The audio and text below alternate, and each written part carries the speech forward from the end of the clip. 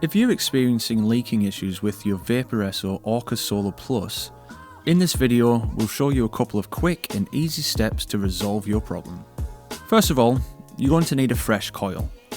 The Orca Solo Plus can be used with either high VG or 50/50 liquids.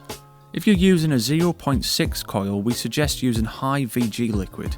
If you're using a 1.2 coil, you can use 50/50 liquid. If you're not using the correct ratio liquid to your coil, this could potentially be a cause of your leaking tank. Now you can start cleaning your kit.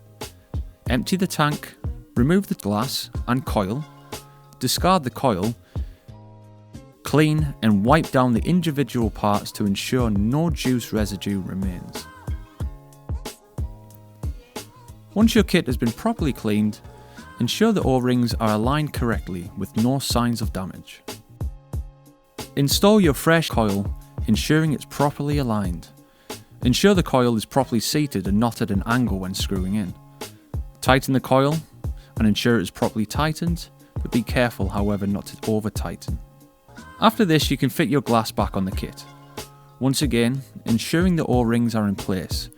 Fit your glass straight and flush at the bottom. Time to fill your tank. Don't fill it to the top.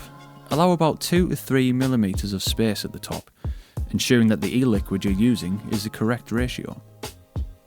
Now screw your top piece back securely.